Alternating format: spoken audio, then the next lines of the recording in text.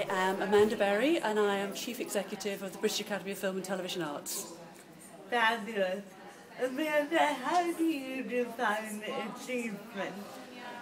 I knew you were going to ask me that question, and I have to say I find it quite tough to answer, because I think achievement is different things to different people, and for me it's not always about the end result. I mean, obviously you want the end result to be as good as it can possibly be, but often it's about the journey. It's about doing your very best doing that journey, and if you fail, you know you've done everything you can, but at least you've set out to do it. And it's about being brave. It's about going after things that, as I said, you may not always achieve, but that journey will teach you lots of things about yourself, about the organisation, about, well, actually maybe if I'd done it slightly differently, I might have achieved it.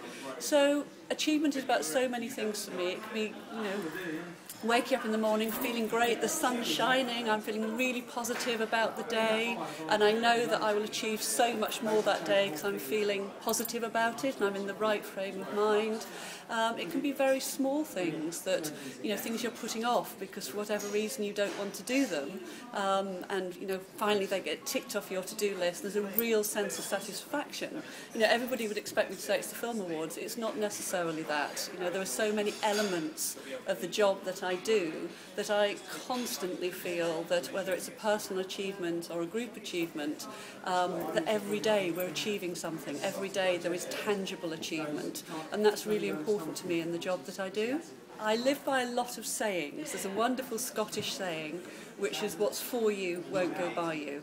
And I really believe that. I've never had a career path. I've never thought, by the time I'm in my 50s I want to be doing this job or whatever. I grew up in rural North Yorkshire in a small town of 7,000 people. My dad was a dry cleaner. My mum was in later life a hotelier. So no background in media whatsoever. I went to art college because I didn't really know what to do with myself, and I did some business studies and graphic design course.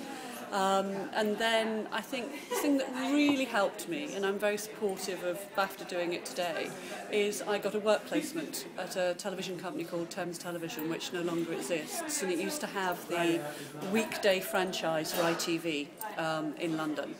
And they took me on for 6 weeks. I ended up staying for 6 months.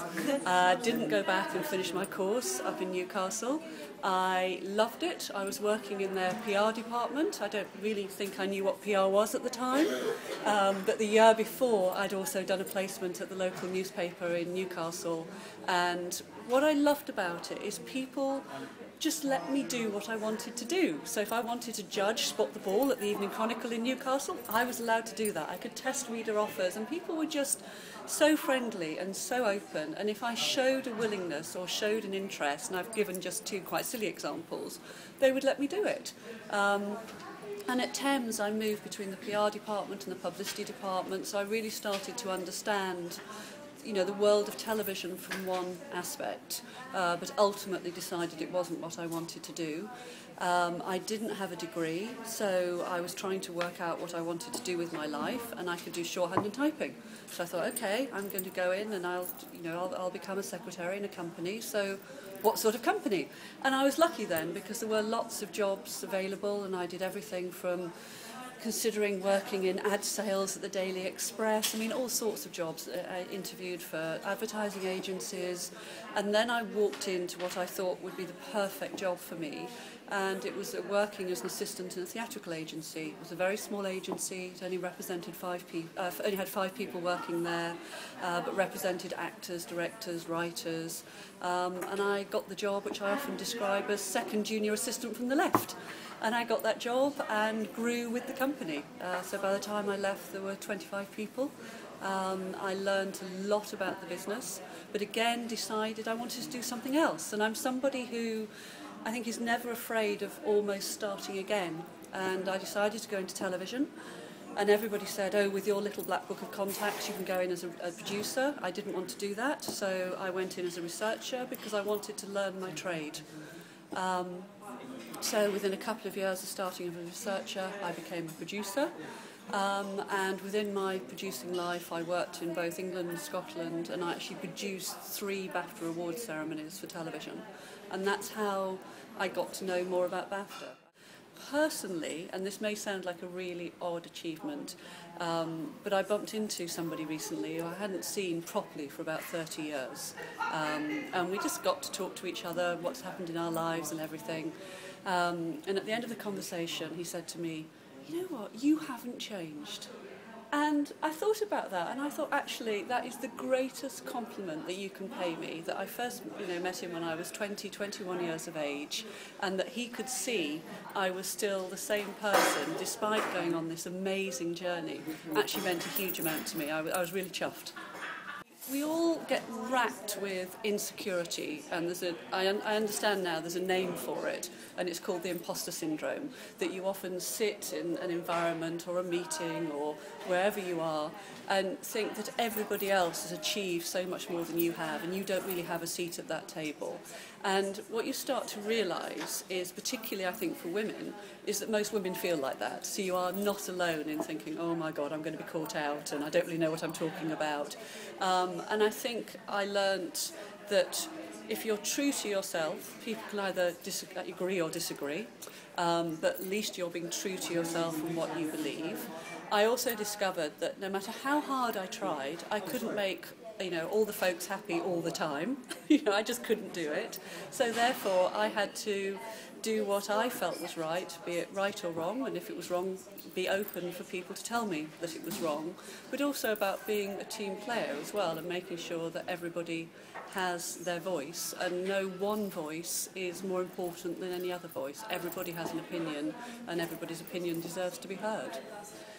You can get into a mindset, a frame of mind, where you're constantly trying to achieve, but you never stop and appreciate what you've achieved, because you're always pushing yourself. And I think achievement comes down to setting yourself goals, which can be tiny goals or huge goals, but when you get there, making sure that you stop and think, wow, I've done that. And that can be as simple as getting off the bus, a stop early to get more exercise. It can be getting up a bit earlier in the morning because you want to read something. It can be doing something a little bit differently at work. The achievements don't always have to be huge achievements. I appreciate that I am very lucky that I have found a job that I am passionate about and I love, and I've put everything in. That's probably, there's probably no probably about it, to the detriment of my work-life balance, which is completely hopeless. But I love what I'm doing. For some people, they're not going to be as lucky as I am and find that perfect job. But, they may have the perfect hobby. They may have, family time is what is so special to them. And just achieving that half hour every evening with their children or whatever it is. I think it's about finding achievements that are achievable, if that makes, if that doesn't sound completely ridiculous. So it's not about setting massive targets. It's just thinking, it could be just appreciating your life as it is and actually getting to where I am. But it's also about finding something that you can love, something that you can be passionate about, and we don't all find that. I haven't necessarily found that. I haven't found the perfect hobby for me, because probably work is my hobby, but I think everybody has something special about them, and it's just finding what that special thing is. And it could be something very small, but you may see it as small, others maybe don't see it as small, and just recognising it as an achievement.